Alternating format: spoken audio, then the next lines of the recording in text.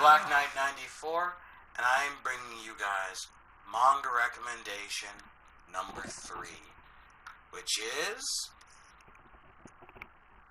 Negima. I kind of hinted at this almost a month ago when Boruto first came out, and I kind of made an allusion to how, Naruto's and Boruto's connection is, and how, everything wraps up and connects in the way that, Boruto seemingly doesn't have an alive father, and Nejima's sequel, UQ Holder, seems a similar plot. So, in, those cases, that's good. So I decided I'll do Negima for Manga Recommendation number 3, and do an immediate follow-up with UQ Holder as number 4. So, because UQ Holder is at least 2 years in now, and Negima only completed maybe 5 or 6 years ago? I don't know. I'll have to check that out. But honestly, the series was one of my favorites, and it was one of the first manga I actually started reading. I'm not kidding. But on top of that, this series has had a huge impact on the way I look at manga. And when I started reading it, I didn't read it online like most people do. I went to my local library, and I read all the ones they had out. It wasn't until much later on, until I got into the big 3, Naruto, Bleach, and One Piece, that I started reading online. And then I caught up from there, and then continued on, I think weekly or monthly, was it? Either way, it was probably still one of the greatest series I've ever read. And I love it. I also hate how it never got a really good anime adaptation.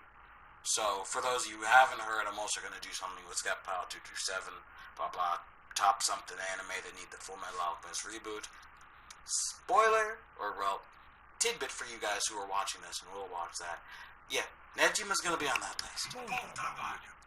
So, yeah, it was from 2003 to 2012. It's been 4 years since that series ended. Like I said, it's one of my first and favorite series. Now, let's get into the nitty-gritty.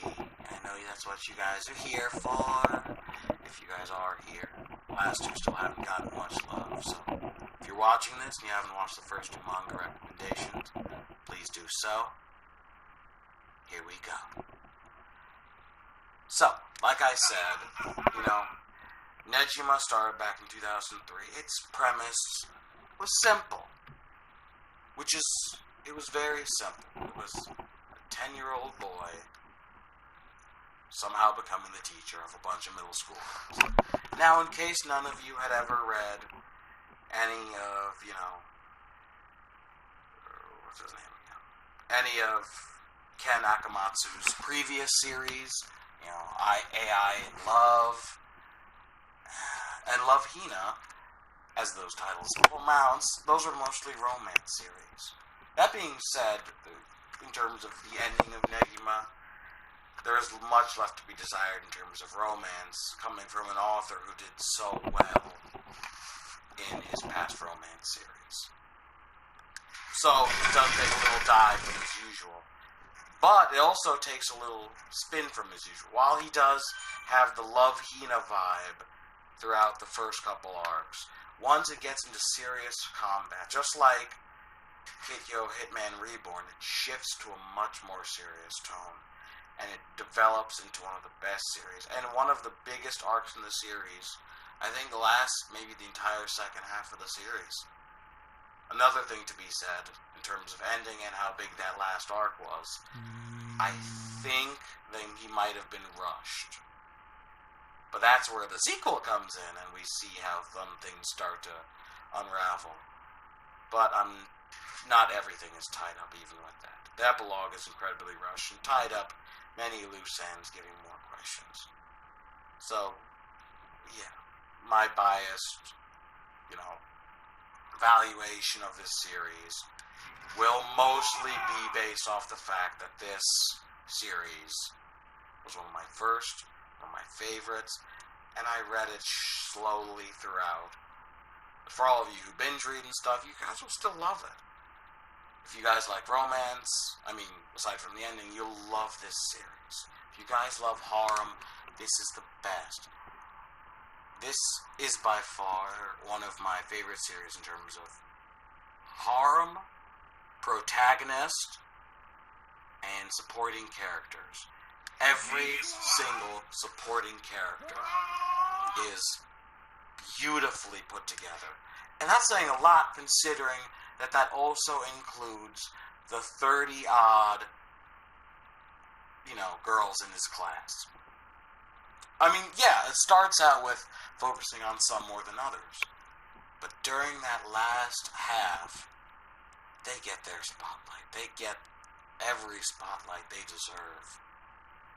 And it becomes very heart-wrenching to leave Class 3A of Mahou Academy. It was such sweet sorrows to actually leave that damn thing. But like I said, this series is more or less one of the best I've read. Regardless of how cruddy its ending may or may not have been, and how cruddy its 2 anime adaptations, maybe 2.5, have been. So I strongly urge every single one of you to check that series out. I give it a 7.5 out of 10. I mean, realistically, taking away the bias, the ending still isn't bad enough to, diminish it lower than a 7. So I give this a really nostalgic rating. Heck, I believe I've read this twice. Yeah, I've read it twice. So yeah, that shows how much I love the series. Because it really sticks with me. So if you're looking for nostalgic series to read, Negima is by far one of them. Alright? Either way, I hope you guys enjoyed this video. Love you guys. Look at the previous manga recommendations, look at my manga reviews, and stay tuned for the next manga recommendation, which will be made right now. I'll see you guys in a bit.